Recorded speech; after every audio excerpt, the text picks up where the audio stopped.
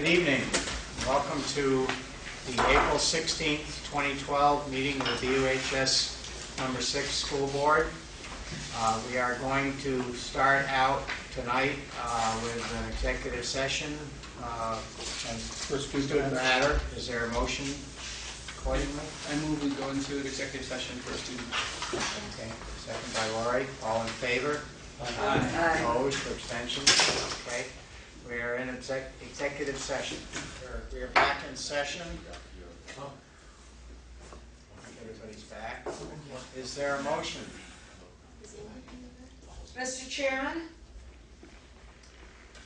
Yes. I move that we accept the recommendation of the administration in the student matter. Second. Okay. Been moved and seconded. All in favor? Aye. Opposed? Abstentions? Sorry. Okay. Approved. Okay. So we're going to move things around here a little bit so that those of you who have already been waiting for a while will be right up at the beginning of the program. But I would like to just take care of the clerk's report quickly, which involves minutes of March 19th and April 2nd.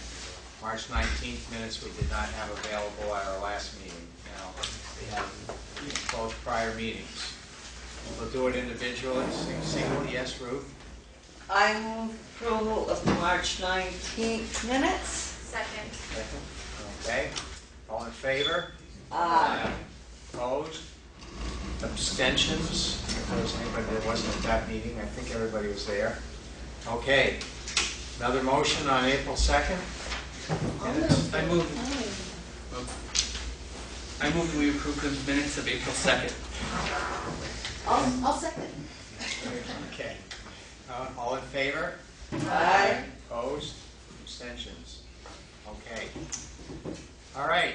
We have some visitors tonight, and they will be making a presentation. But first, I think since the student council members have been waiting patiently, and their report, I imagine, will not be too long. We'll let you go ahead and tell us what's going on with student council. Lisa and Ethan, I think, right? Yeah. We are sort of pushing towards the end of the year, and we have a variety show coming up that I'm hoping students will take part in. We haven't discussed much about it. Yeah, that's our usual end of the year project, just to promote some feelings of goodwill in the school and just have a little bit of end of the year fun. But we're also looking at restructuring the way student council is run, maybe changing some organizational things about it, just to make sure that those who are more committed to student council we make sure that those who are more committed are selected from the candidates, and maybe make meetings easier to run, stuff like that.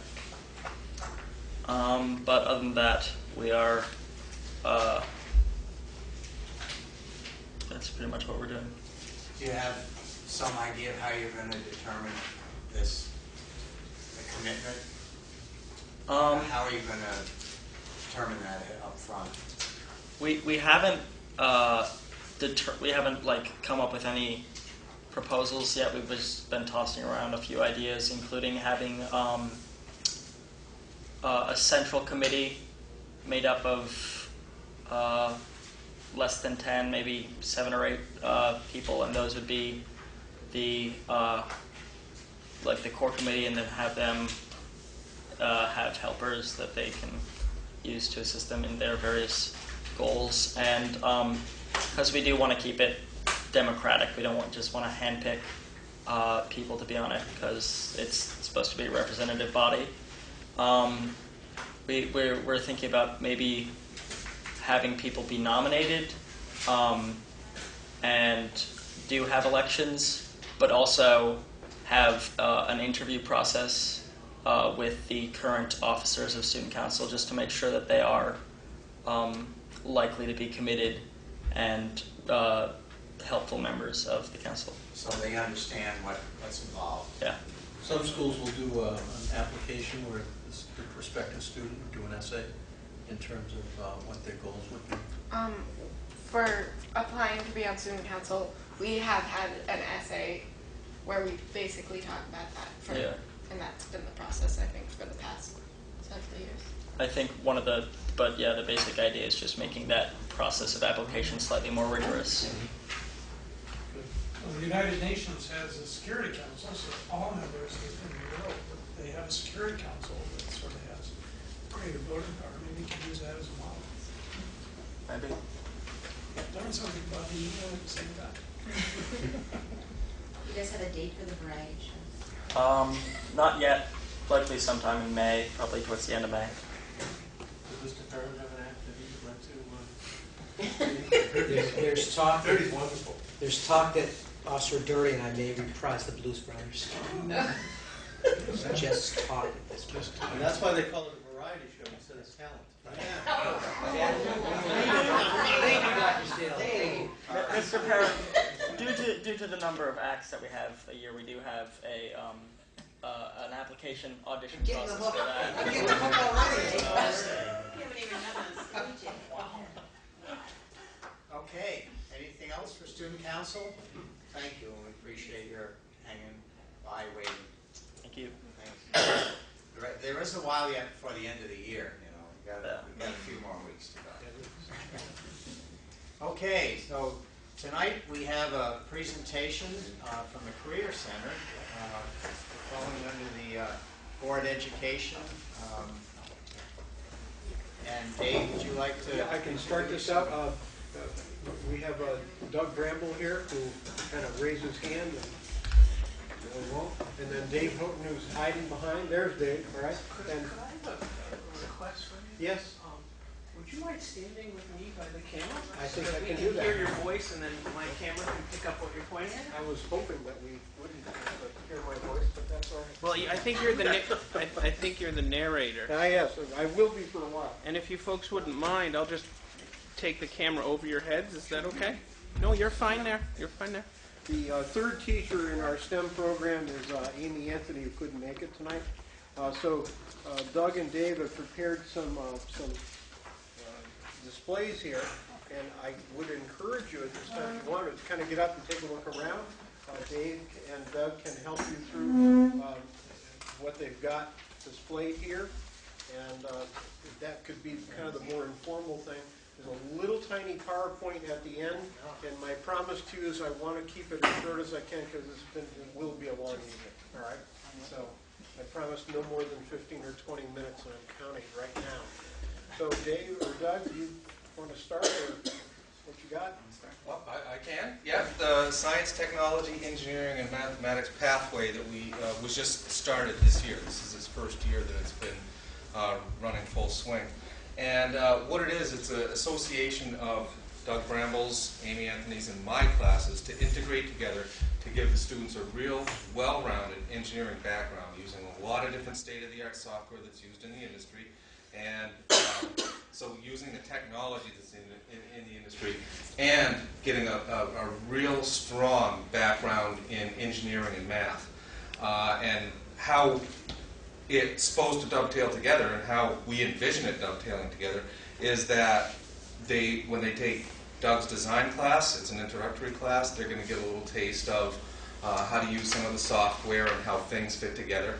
When they take my introductory class, they're going to get a little bit about Ohm's law and engineering notation, simple algebra. It's basically for 9th graders and stuff. And as they progress through, they can interlace these courses over one another. And by the time they get through here from my program, Photonics and Fiber Optics, they'll have made one of these.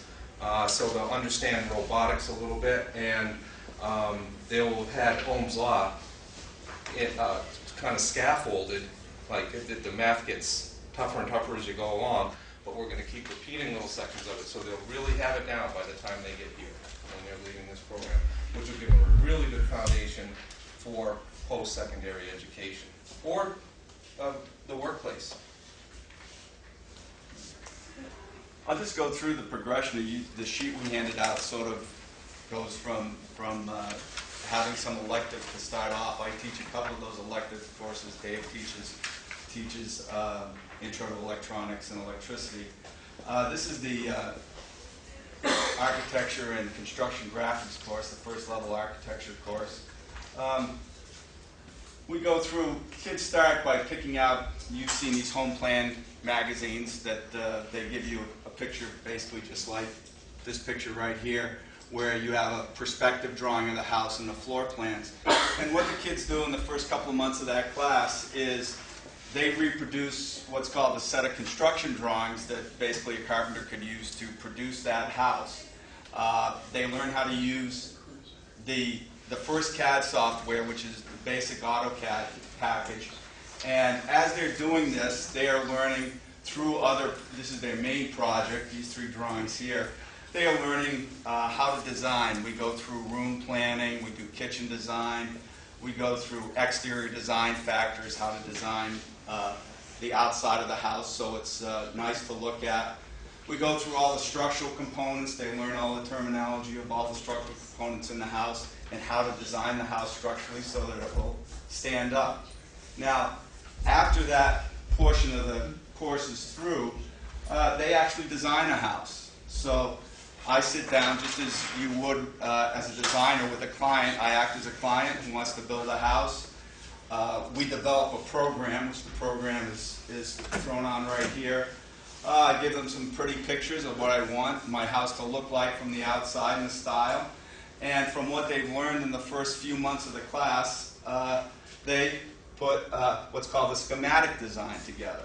Unlike these drawings, which the carpenter can actually build the house from, this is basically a set of drawings that you show to a client just to make sure that the house looks the way you want it to look and that all of the furniture and everything that you've specified is in that building. And that's the introductory architecture class that they take.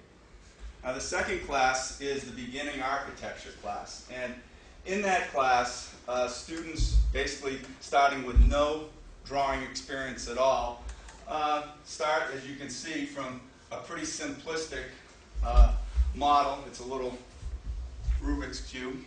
Look at it. And they make those they start with individual 3/4-inch blocks and turn it into that. And so they have to come up with a couple of different designs.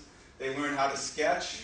They learn how to do all the different types of drawing, isometric, orthographic drawings that are used in any type of engineering course or architecture course. And they come up and they start to learn the constraints that are needed, the geometric constraints that are needed to produce engineering drawings. And as you can see, here's a very basic drawing that they start with. And then we work our way up. They do a little miniature train project where, as you can see, the drawings get more complex, more detailed. They have to do section drawings, which are cuts through this object. They have to do detailed drawings to pull out information that is needed. And as we work our way up, we get into even more complex parts. This up here is a little brainstorming activity where at the beginning of the course, one of the main portions of the design process, which is down here, which any engineering company goes through, is brainstorming. So this activity is taking a regular styrofoam coffee cup, and one of their design briefs is Starbucks wants a new coffee cup design, and cost is no object, and you go in and you just brainstorm what you'd like your ideal coffee cup to look like. And so they take their sketching ideas and go through and they put clocks, radios, get your email, everything you can possibly get through the telephone and come up with some pretty wild ideas, but just as many ideas as you can come out with in a class time. We go through some product evolution, look at different engineering achievements of this of the 20th century and how engineering has changed in these different areas. we do a reverse engineering project, which a lot of companies do, where you have a product. This is a pretty basic one that I use as an example. But the kids will take this apart. They know how to use measuring tools, calipers and things, and they have to take this apart, measure it, and put it back together in the form, and learn in this project and in this project about tolerancing, specifications that you need to do any sort of engineering work. One of the last projects we do is what's called a virtual design project. And in that, kids start with a design problem right from scratch. This was a little desk organizer. And the thing about this project is that you can't talk to the person. In this case, it's in a classroom. But the only way you can communicate is through email, Skype, anywhere, just to sort of replicate dealing with somebody that you're working with in Chicago and England, wherever you have to work as design teams do these teams. So that whole project is done without communication to each other. And you have to do within the spirit, because it is in the same classroom. But we did it last semester, and it worked out fairly well. And they have to document, they have to take their emails and put them in their engineering notebooks. The last class is the second level architecture, and it goes into a little bit of civil engineering. We do site planning. This course is also going to be a Project Lead the Way course. This is a Project Lead the Way offering.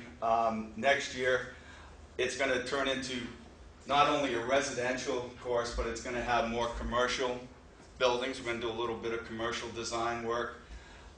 We're using a new software package, Autodesk software package, parametric architecture design, which is this project. And basically parametric design is you go in and you put a window in, or take it out. It disappears on the floor plan, it disappears on the elevation, it disappears from all the schedules throughout the whole project. So you're not going in from one drawing and updating it. As is this program, which is Inventor, which does the exact same thing. If you want to change a piece when it gets to this stage of the project, you go back to the original part, and it updates all the way up through the drawing. In this class, we cover architectural styles.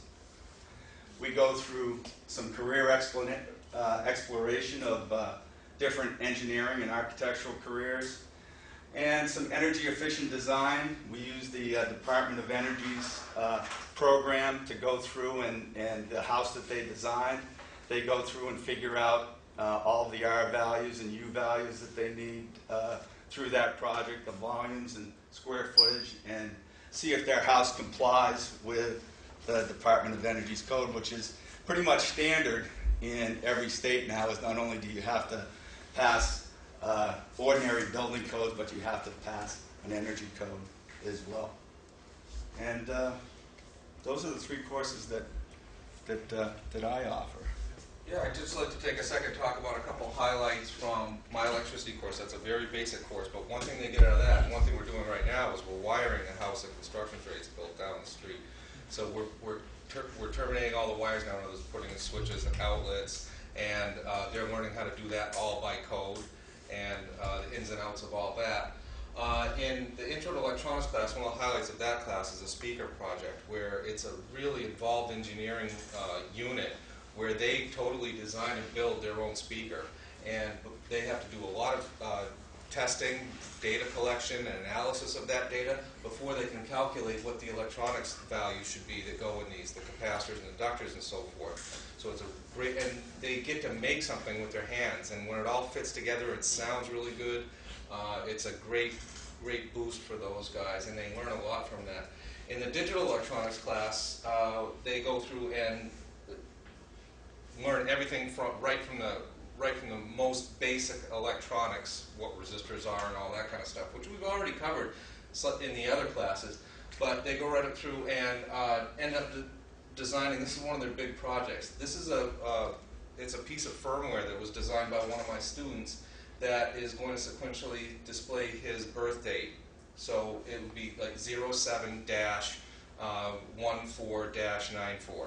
and then keep on scrolling through as long as we kept on giving it clock pulses. So it's just totally designed to do that, but it's quite an engineering feat, actually. And then finally, towards the end of the digital class, they get to do something like this, where they build these robots, and this has been programmed. They had to do the programming for this using a program called Basic Stamp as well, and it's got sensors on the front, so that when those sensors touch something, it's going to stop and change direction.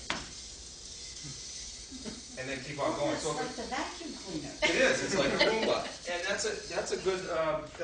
That's what I tell them too. And so they're actually designing and building something, getting that education, engineering for an application like that. So there's all kinds of programming for motor speeds, for how you want it to behave.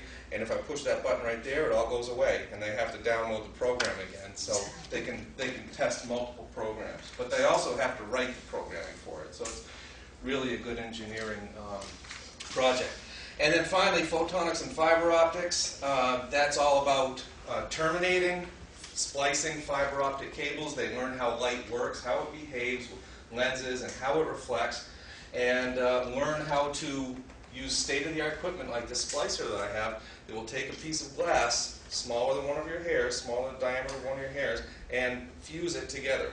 And then it has to have a certain tolerance on it. Then we have to test it to make sure that it doesn't have a power loss on it, or one that doesn't exceed the specifications for that cable. So that's one of the great things too, is they're using state-of-the-art equipment for all that, and that will prepare them for going right out and working for a cable service around here, or hopefully going to a college like Springfield Tech, where they have an electro-optics program down there.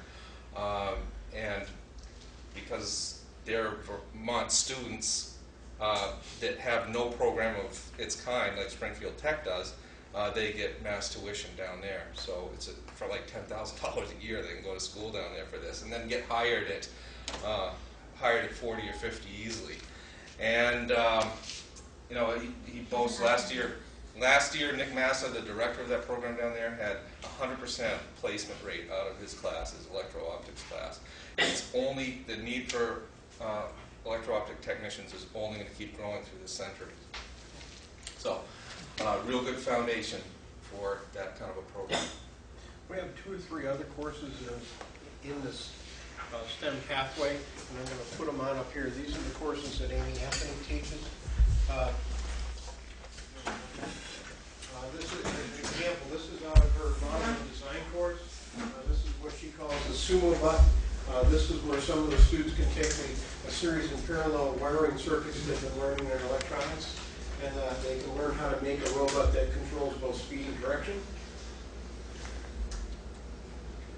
This is a project that the same students were working on, the National Guard put together in the last year or two, in more of a reaction to what happened in New Orleans.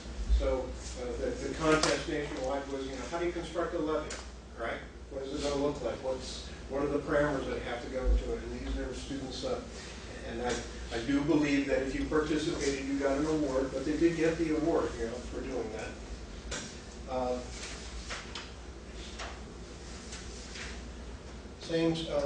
Another course is our Principles of Engineering, which is another continuation of the Project Lead the Way. This is a hydrogen solar car that the students were constructing. Also in POE, this is basically learning to build a robot, but in many senses where they're really starting to get into here is how engineering begins to affect manufacturing.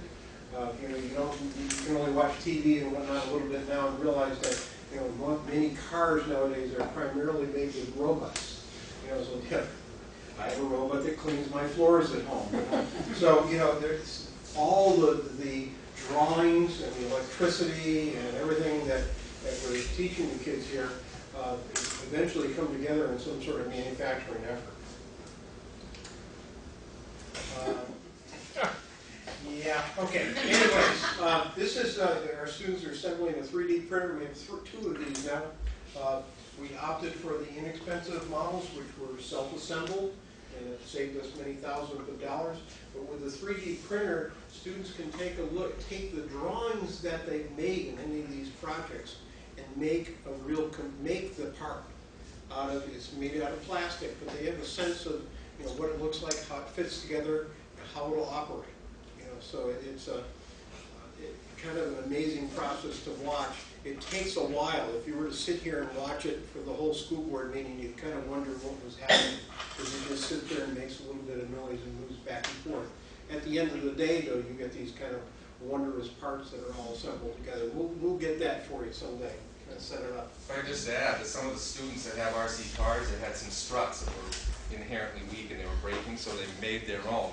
They had to do their own drawings using the process that Doug spoke about, make their own drawings, and then feed them to the machine, and it made their RC car parts for them. So. This is a conveyor system that our SIM, which is computer-aided manufacturing, students made. Again, conveyor belts and how they work and how you can put all those components together to create an assembly line are important. Here is, this is one of the more of the robotics project, but this particular project was they had to lift a crate a certain distance and place it somewhere else. That was the competition. And we're working on that one.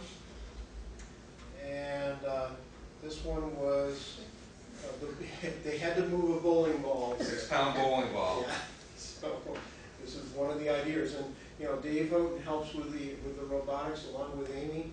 And indeed, the students are, it's part of the Lego competition. Am I correct on that as it moves up? It's the first robotics program. Yeah. So we do use some Lego parts, Yeah. but a lot of Tetris parts too. Yeah, So. but it's it's in the, I can never remember the gentleman's name that made the segways. What's his name? Oh, Kamen. Dean Kamen has put together a whole set of competitions across the country in various levels so the students can compete, and we're in the high school level of those.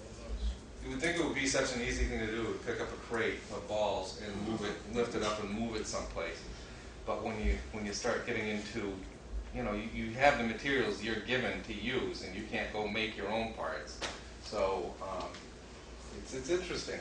This is a Nix brick, which Dave might tell us more about. Yeah, that's I'm just starting to learn what a Nix brick is. That's the control unit. You download your programming to that brick, it's called, the white thing in the middle. And then that is the actual motor controller to the right of it. That's what all the wheels are connected to. And the software is actually what tells that brick what to do and how to behave. And then the controller on the right executes those commands and sends electricity to the motors that are supposed to get it. This is another type of robot where the challenge was to transfer the ball that's on the upper ledge. There are a variety of competitions. We have the first robotic competition, and also there's another student challenge, the Dream It, Do It competition that students are entered in. And here's a list of some of the colleges that we know of, kids have gone on to, out of our programs. It's a pretty extensive list.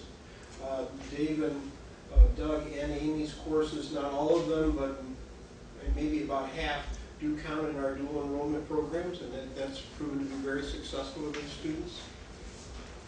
And not only that, they get some summer work and some employment opportunities. We see our students going on into some of the higher tech employment opportunities that are here in the area. Not necessarily right out of high school.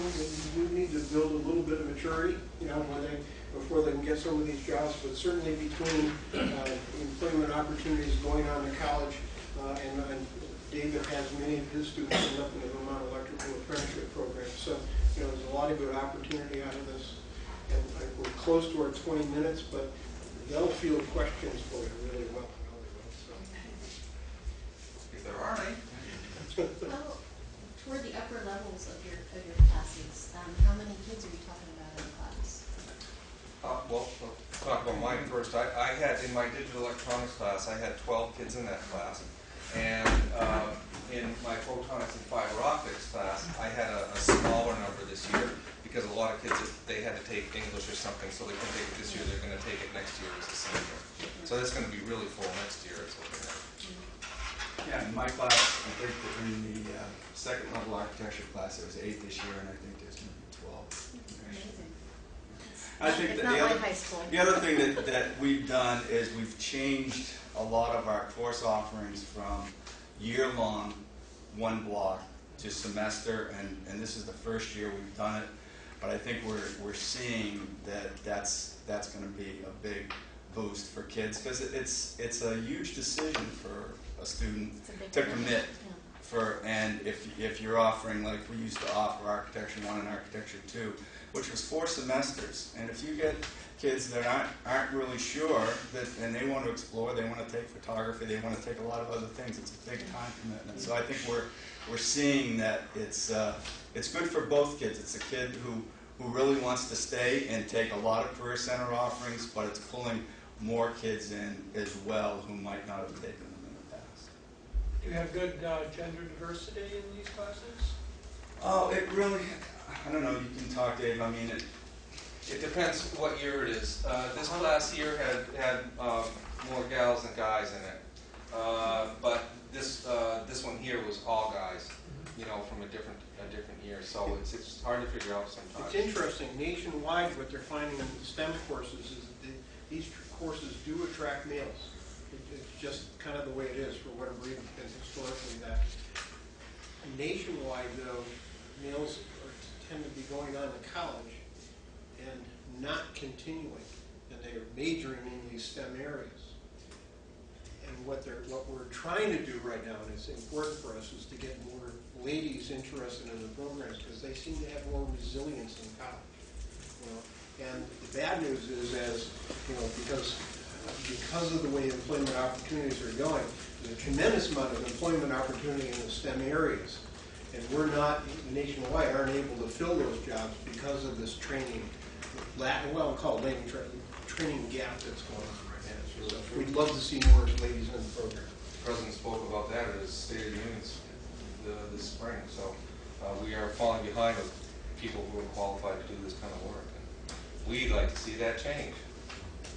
It's fascinating stuff. I did have a question about the Career Center. I'm still learning so much about the UHS. So this is a segment of the Career Center, is that correct? yes. And so what is this percentage? What is, I mean... Well, 3 instructors, you know, in the long run, you might call it about, what, a fifth or... Yeah, about a fifth of what we're really offering right now. Seriously? Yeah. We have a lot more programs, but we, you know, that's going to turn this into a much longer night. Mr. Woodworth and others can tell you that, you know, that if you get me talking about the Career Center, I won't stop. So, that's fascinating. Okay. I'm blown away. It's amazing material. Yeah. It's really They're going to hand out too. a lot of kids wouldn't, you know, a lot of students wouldn't get this till college. The kids in the computer integrated manufacturing class use the laser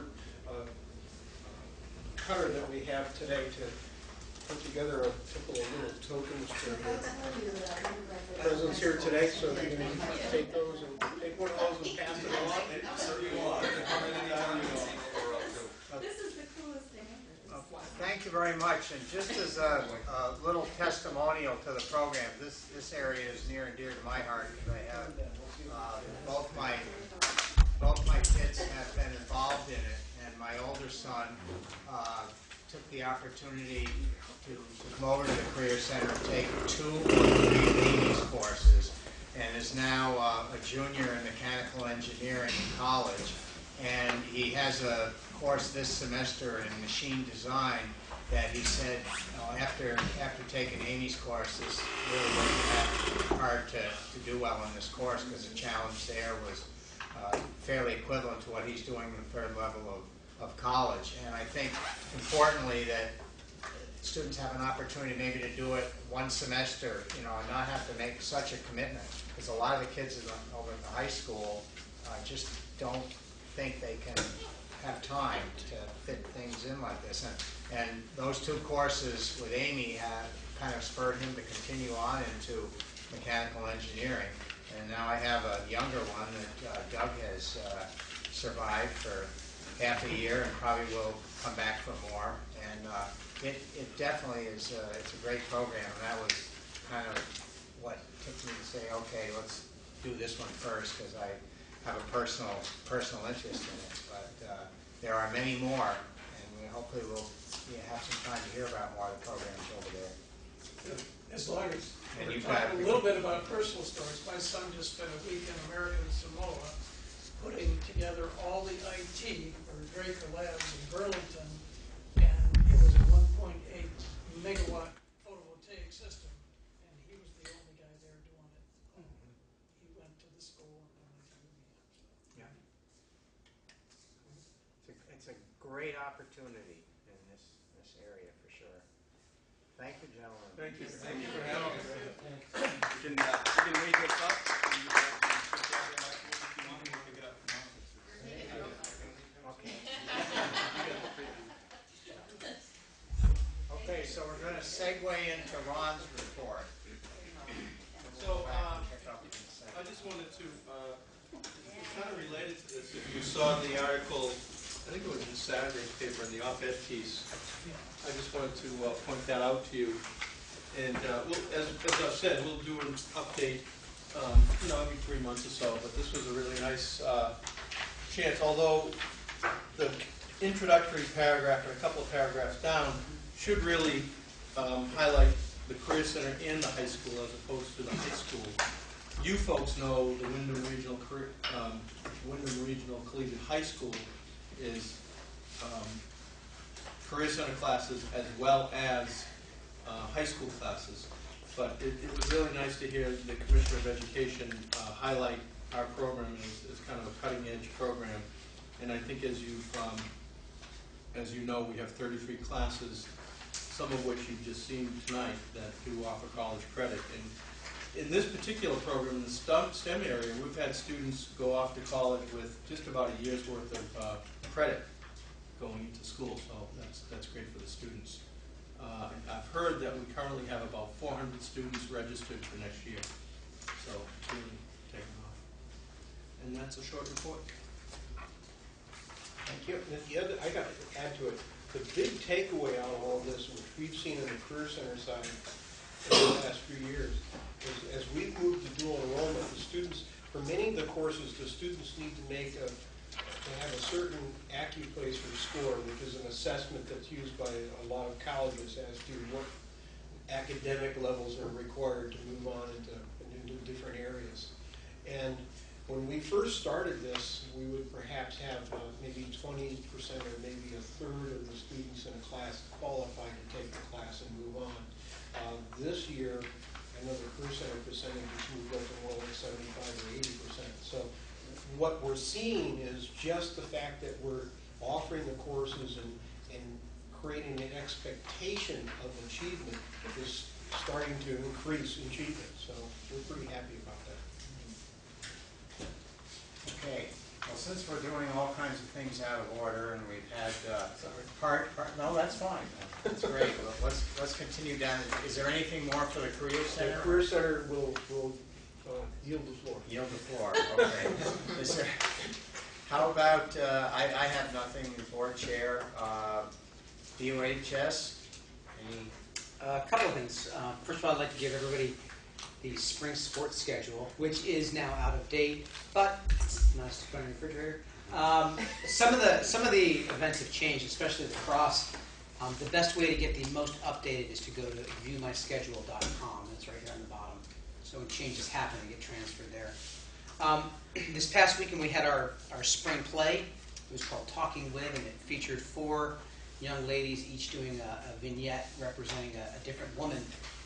Done with sparse staging, but pretty compelling dialogue. It was pretty powerful to watch. Scheduling, we've done our first round, our first run through. There's not a draft for the master schedule, but we do know student requests, and we're starting to carve that down to section numbers and things of that nature. So we're getting close. Our credit for that should go to Paul Cohen, who's our director of counseling, who has done amazing work in his 2 years here, really streamlining the scheduling process and getting us where we need to be. We have 9 students right now in Costa Rica. They are working in an elementary school there, and got some early pictures. I know they've done the Star Spangled Banner in harmony with 3 students, and I guess that was very well received. They're going to be there working with students for the rest of this week and part of next week. We have a sophomore, Oliver Famazi, who has been awarded a Marjo Foundation research grant, and it's a competitive grant process to allow the student and the mentor about $4,500 to do environmental studies. We've had several students do it in the past. What is really special about this one is his mentor is Matt Betts, who is a science teacher at middle school, so it's kind of nice to see that. The Marjo Foundation work is moving down to the middle school as well. They're going to represent BUHS and the foundation at a science fair in Norwich in the spring of 2013. So this is a long-term project. It's not something he just kind of does and makes a poster or a PowerPoint. He does they go out and do live research. It's juried by scientists from UVM, and our new department head, or soon-to-be department head, Michelle Hood, is responsible for bringing the Marjo Foundation to us, and they're very generous with us.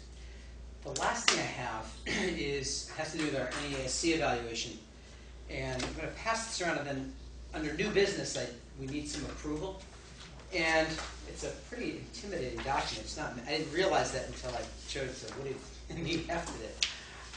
As you know, we've been working on our core values, and we've had parent input, student input, faculty input, and you've seen several drafts. This is the final version, and our core values that we're going to begin to integrate into the school community more and more as this year goes on and next year are responsibility, respect, relevance, and community. That will need some approval later on. The second document on the second page, those are our learning expectations, and NEAC uses the phrase 21st century learning expectations, but we opted to just call them learning expectations because they're good for any century. These are kind of unique in that, along with drafting and having these expectations, we also need to have a coordinated method by which we assess them every year and give feedback to parents. So what that's going to mean for us is beginning next fall, our report card is going to look extremely different. We're going to have the traditional grades at the top, but on the bottom, different departments are going to have responsibility for evaluating different pieces of these expectations. It's a challenge for Power School, our student system, but we've actually communicated with schools that are doing this, and we think we can pull it off with a minimum of technological problems. But as you leaf through, we took communication skills and we kind of broke that down into reading, oral communications, technology, and written communication. Learning and innovation skills are in there. And then the last one are civic and social expectations that we're going to have for all of our students. And these rubrics, actually, the work on these began last June with a group of teachers. Came to our faculty, went through several drafts, and then the leadership team, which are the administrators, department heads, and a few other people, kind of took that final product and honed it down and streamlined it. On the last 2 pages, the page that says learning expectation, assessment, assignments by department, we've kind of broken down which departments will be responsible for providing primary evaluation for different rubrics. As you can see, every department is going to be responsible for civic and social expectations. For writing, English, social studies, and modern and classical will be doing that. And the writing in modern and classical will be in the target language. For communication, that's being assigned to English, science, and social studies. Oral communications will be handled by music, physical education, and modern and classical again. And then technology will be handled by science, music, and fine and practical arts. And then learning and innovation, you can see, is math, science, PE, and fine and practical arts as well. So each quarter, teachers will be expected to evaluate students using this rubric. And as part of their grading process, provide feedback to the students, but also provide feedback to parents about where students are falling on these rubrics. The rubrics will be publicized. They won't go home every single marking period to the parents, but it'll go home in a mailing. It'll be in the student handbook as well. What do you have a question? I'm just thinking of integration into, you said it's going to be integrated into the Power School, so at the end of each quarter, those particular, like the phys ed, in addition to the grade, would have comments on oral communication and learning and innovation. Right. So going through the semester, what we're going to ask teachers to do, and we're hoping some will pilot this year. For example, the music department will choose one piece that they're going to evaluate everybody using the rubric on. So they won't do it for every single assignment, Right. but they'll pick two and use those two. So what a student will see and what a parent will see on the report card are averages of those rubrics. And I think it's going to be very interesting to see a student who scores well in civic and social expectations, for example, which everybody's doing in one course. Like let's say they get a 3.5 in math, but in that same rubric they get a 2 in fine practical arts. I think there's a conversation there. It can go a lot of different directions. So what I'm going to be asking for approval and a vote on are our core values and the second page, the learning expectations. But I wanted to give you the context. And Ian is actually serving on the committee that's working on this piece. Did I miss any highlights? No, that's good. So.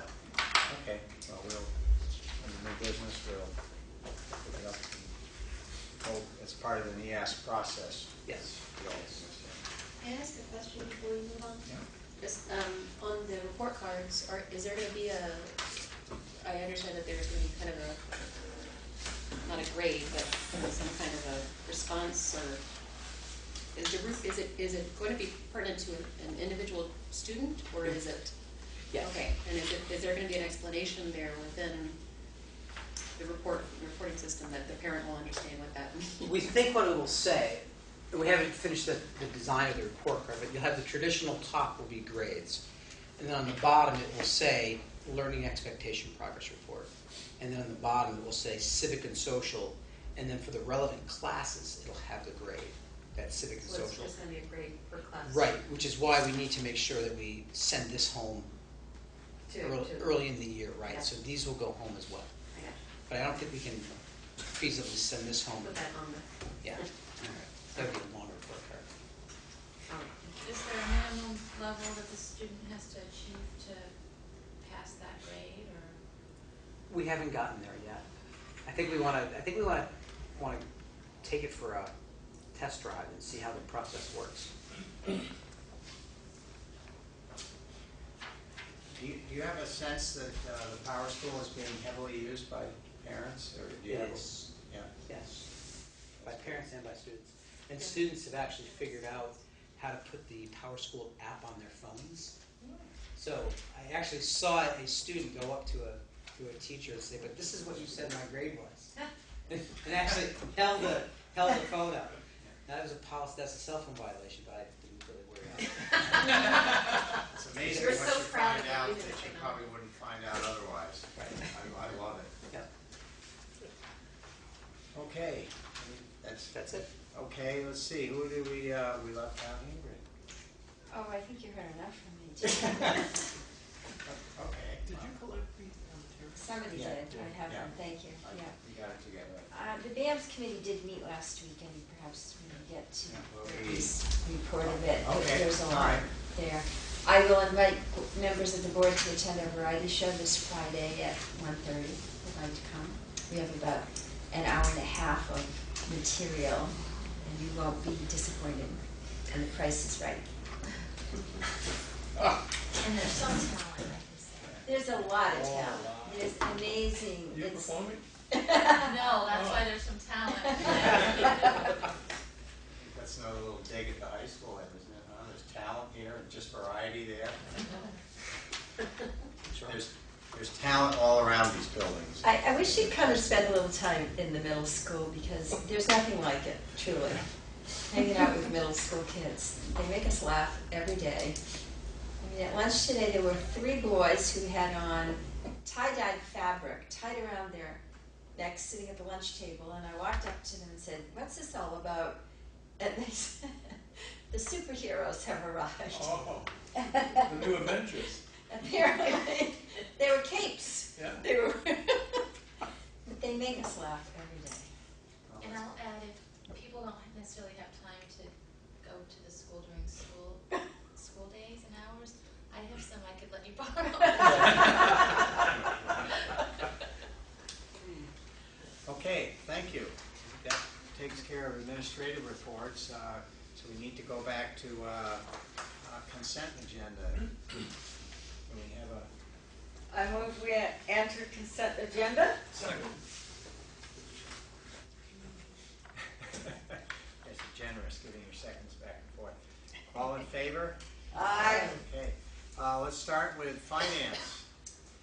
Okay, finance met on April 4th, and we approved warrants 1180, 1182 through 1192, in the amount of $193,328.34.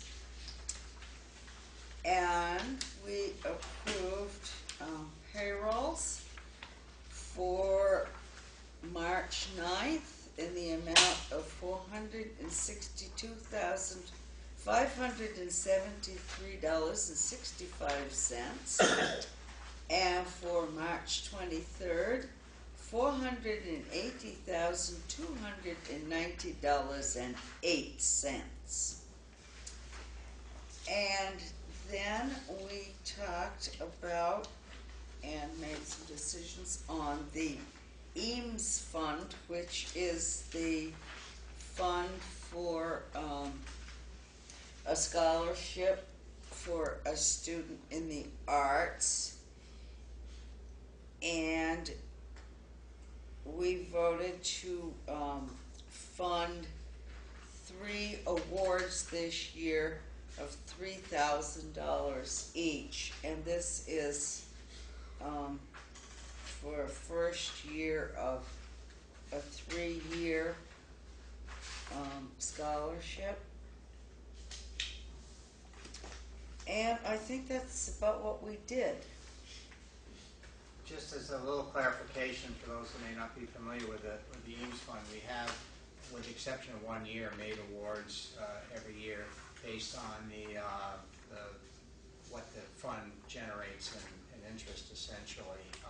So we also have, that will continue on, the 2010 recipients will each get another $3,000, and the 2011 recipients will each get another $3,000, assuming they're still following their program and in school. And as Ruth said, we approved three new ones for this year. So in total, it's $27,000, which is a solid number, but it's a little bit less than what we call available. In other words, what the fund has spun off. We theoretically could probably have squeezed out a little more, but this is an up and down thing based on how the fund performs. So Jim Kane recommended that we award at that level, continue with $3,000 per student. So over a course of 3 years, a student can get $9,000. At least at this point, we'll have gotten $9,000, and a decision is made every year. Okay, thank you, Ruth. And that's it for finance. Just one more thing, if I may, for the finance Yeah. committee. I would like to invite any board member who has an interest in the finance committee to join it, because I'm having a hard time with the schedule, and this is something I can talk about to the other committee members, but I just thought I'd open it up to the rest of the board before I did that, because it seems like the time works really well for everyone else. They're typically at 7:30 in the morning at central office, the same weeks that we have our board meetings, so typically the first and third weeks of the month on Wednesday, if I didn't say that. So just something to think about. And Sean has recently joined the Finance Committee with a moderate amount of... I'm glad to see that. Not really. He's a good addition, and he was very cooperative about wanting to join us. Our next meeting is this Wednesday at 7:30, day after tomorrow. Okay. That's AM. Yes. That's AM. Ruth and I, if we have a 7:30 p.m. meeting, we barely can make it through, but we can get up early, right? And Sean and Lorraine.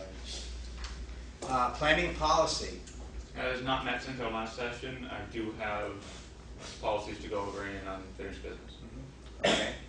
Teacher curriculum committee. TCC met earlier this evening prior to this meeting, and we got a rundown about the English department and some potential changes, where it looks like things are going in that regard. We're dealing with the leveling system. We also spent some time talking about open positions, what was open, and committees that, search committees that different people are on within from the TCC. And we spent some time talking about how 1% funding and breaking down of 1% funds. So we had a very productive meeting earlier this evening.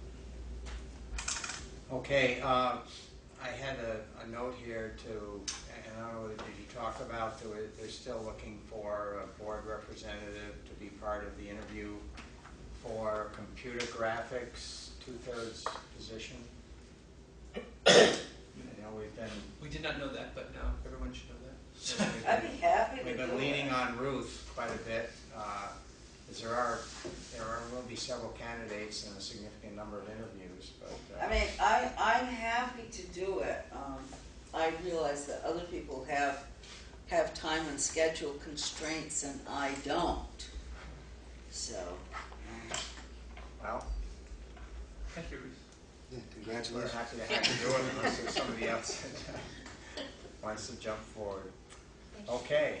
yeah, if anybody else wants to do it, I'm happy to let them, but as I say, I realize that other people do have jobs they have to show up at. It's a bit of a challenge taking 5 or 6 hours out of a work day. Okay, BAMS committee.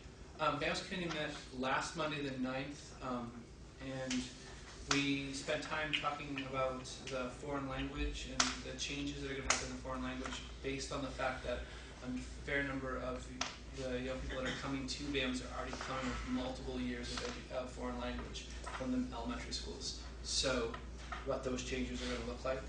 We also spent some time talking about some staff training that was going on related to technology. That was all being done in-house. Different members of the BAMS faculty were stepping up and doing different education for their peers, which I thought was really impressive, and some of the sessions looked really fun and really interesting, so that was really cool. We also went through the 6th grade orientation, parent orientation that Ingrid and Jerry had done, and with the counselors and other folks for the 6th grade, current 6th grade parents that will be coming next year as 7th graders. And we also spent some time going over the BAMS action plan and the process that that's making. Did I forget anything more here, Ingrid? No. We did talk about the need to Find a give a new different time. Yeah, I was just gonna, but we also, we're in the process because of our new committee makeup of trying to find the right date and time that works for everybody. So we're having a little bit of an issue there, but we're working on it. Okay, thank you. WRCC committee. I don't think we've met since April 2nd. That last meeting was before that, where we approved the 1%. Yeah, that was before our last meeting. It all runs together after a while. Okay. Anything else for consent agenda? If not, is there a motion to accept consent agenda? Russ? Second. Ian? All in favor? Aye. Opposed or abstentions? Seeing none? We have Unanimous consent, for consent. Okay, so I guess we move to unfinished business, policy reviews. Is there a second reading? This is second readings. I feel we're ready to finish our second readings and move on to approval next time. We do have some changes that I want to go over, some proposed changes I want to go over with everyone here. With the board's permission, I won't go through every little comma or capitalization error that we spotted. Just hit the substantive ones. We didn't make any changes to policies D6 or F21. That's substitute teachers and the policy on the use of restraint and seclusion. So those are through as written. Policy F23. We have two changes that we decided on the committee. Section 3, Part D of that policy. It's the documentation of the report. They list in this that the report should include the time, place, nature of the alleged content or conduct, identity of the complainant, alleged perpetrator, and any witnesses.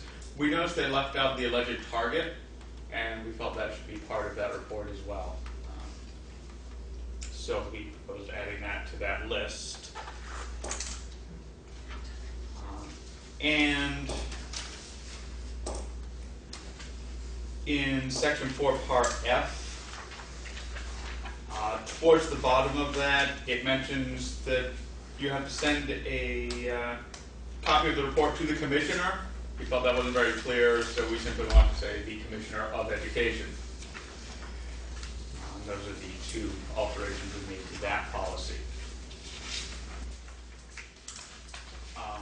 F25, student attendance, we made no substantive changes to. And finally, G13, acceptable use of electronic resources and the internet. At the request of administration, we made a couple of significant changes to this policy. Essentially, the administration had asked that we go from an opt-in to an opt-out as far as our permissions. The actual change is in the policy section. The policy as presented to us initially read, access to district electronic resources, including the internet, will be available to students and staff who agree to abide by the requirements of this policy. User agreements, except as otherwise described in this policy, will be required prior to allowing any individual unsupervised access to district electronic resources. We've altered that to access to district electronic resources, including the internet, will be available to students and staff. Use of these resources constitutes acceptance of an agreement with this policy. And in the parental notification and responsibility section, the first part we kept exactly the same.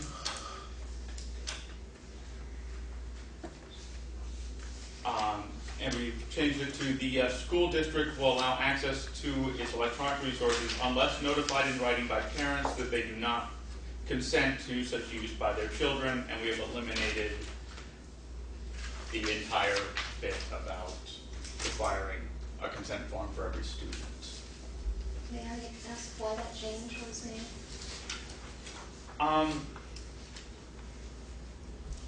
It was at the request of, like I said, the administration and the technology department, because the internet has become essentially a standard item that's used. So all the paperwork to go out, get a permission slip from every single student before they can access basic class materials is extremely cumbersome, and really they don't feel is serving them any purpose. Is it basically Does it not, does it not cover anything beyond schoolwork or, like, What do you mean? the use of electronic resources? I always get a little bit nervous about it. The expectation is that when students are using resources and when staff are using resources, they're being used for educational purposes. But under the current policy, if we had a student or if we had a teacher who wanted to do an internet activity the first day of school, they can't because that form hasn't come back. And so we spend a lot of time and energy tracking down students and tracking down parent signatures. And at some point, technically we're violating the policy as long as we let them access it. And what accommodations are made if you come upon a family who doesn't consent? I've had one family who did not consent. And they'd actually signed it previously, and then given some things that happened outside of school, they asked us to deactivate their account, and we did. Other than that, parents have been pretty supportive.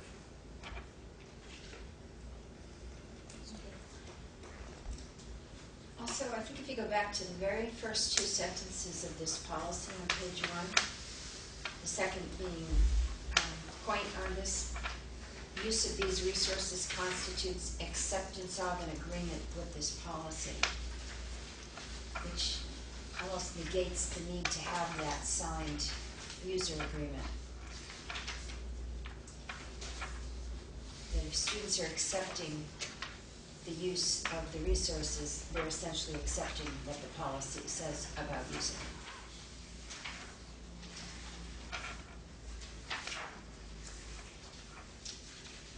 Okay, And that is all the changes we have made. so that's the second reading on all of these, and they will be up for a vote at the next meeting, is that correct? What's that, oh, I'm sorry. Back on to policy F23, prevention of harassment of students. One change that's included in this policy that was not in a prior policy has to do with cyber harassment, and that's covered under section 2, first page, definitions 2A, harassment. The second line, including any incident conducted by electronic means, and that's language designed to cover the use of electronic resources for harassment purposes. And that's a new law in Vermont. Okay. Thank you. Anything else under unfinished business? I'm aware of. Then, under new business, we've had our presentation. We do need to approve core values for the NEASC process.